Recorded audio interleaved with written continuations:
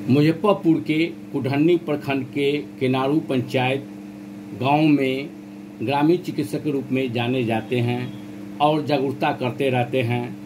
PSC में भी आप लोग को ट्रेनिंग होती है, उसमें जागरूकता करने का संदेश दिया जाता है। अभी जो है हीट वेव क्या है लोग को सही से मालूम नहीं हो पाता है। लोग धूप में जाते हैं और लोग को सर्दी खांसी बुखार पकड़ता है, तो कैसे बचना चाहिए वो बताएं। नमस्कार, मैं डॉक्टर सतीश, ग्रामीण चिकित्सक, मुजफ्फरपुर से 20 किलोमीटर अंदर इंटीरियर, केरमा से 3 किलोमीटर पूरब किनारू हाट पे अपना क्लिनिक है। वहाँ पे मैं अपना ग्रामीण चिकित्सक का कार्य करता हूँ।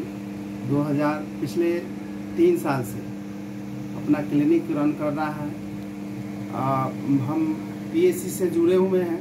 पीएससी पिछले जनवरी में, मार्च में हम लोगों को हीट वेव और चमकी बुखार पर कुछ ट्रेनिंग दिया गया था। वही ट्रेनिंग का विस्तार रूप से हम अपने गांव में ग्रामीण चिकित्सक के तौर पे ग्रामीण चिकित्सक कार्य करते हुए अपने गाँव में जागरूकता का अभियान चलाते हैं। घर घर जाकर सेवा देते हैं और सबको हीट वेव और चमकी से बचाव के कुछ कॉज जो है, कारण है, वो बताते हैं कि आपको किस तरह से बचना है, किस तरह से हमको स्वास्थ्य के प्रति सचेत रहना है। हम चमकी बुखार 0 से 15 साल तक के बच्चे को अधिकतर उसका प्रकोप होता है और इसमें सबसे बड़ा पेरेंट्स को अवेयरनेस रखना होता है। पेरेंट्स अगर बच्चे के प्रति जागरूक है तो बच्चा उनका सही रहे। चमकी बुखार में बच्चे को 0 से 6 साल तक के बच्चे को उनके पेरेंट्स को, माता पिता को अवेयरनेस कराना है कि उनके बच्चे को भूखा पेट कभी नहीं सुलाना है। और मॉर्निंग में सवेरे उठते उठते बच्चे को जगा के दिखाना है कि बच्चा मेरा सही है कि नहीं है।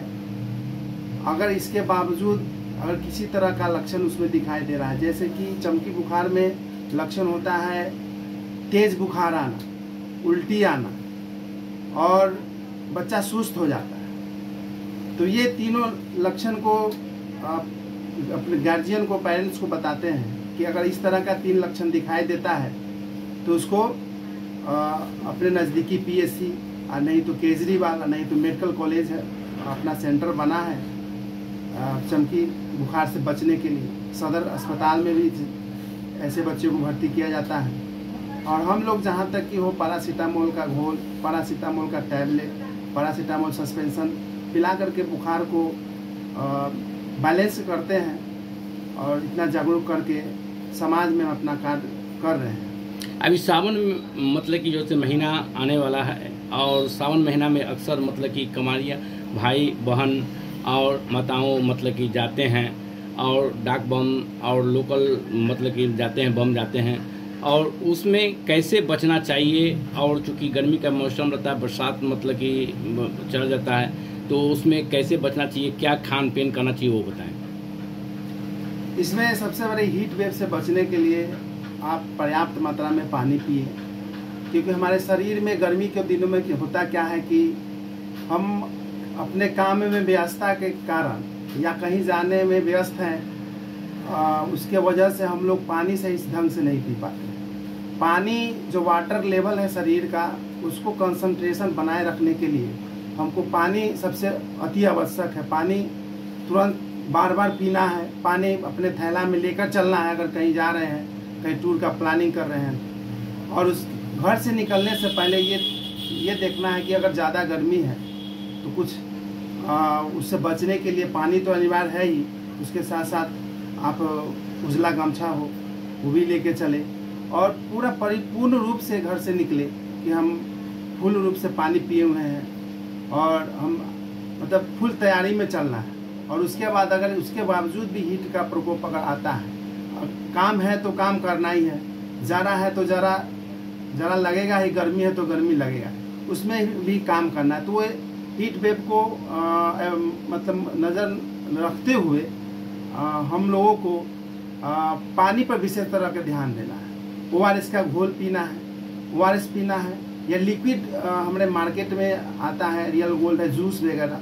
तो वो आप काम जहाँ करते हैं या ऑफिस में काम करते हैं, लिक्विड पर ज़्यादा ध्यान देना है। लिक्विड अगर हमारे शरीर में पानी की मात्रा लेवल सही रहेगा तो सोडियम पोटासियम का लेवल सही होगा, जिसके वजह से हमारे शरीर पर हीट का प्रकोप, हीट से जो बर्न होता है, हमारे शरीर स्किन जल जाता है, वो सबसे हम बच सकते हैं। और उसमें मल्टी मिनरल्स ORS में होता है, मल्टी विटामिन्स वगैरह, प्रोटीन युक्त खाना खाएं ताकि हमारा शरीर जो है हीट वेव से बचे।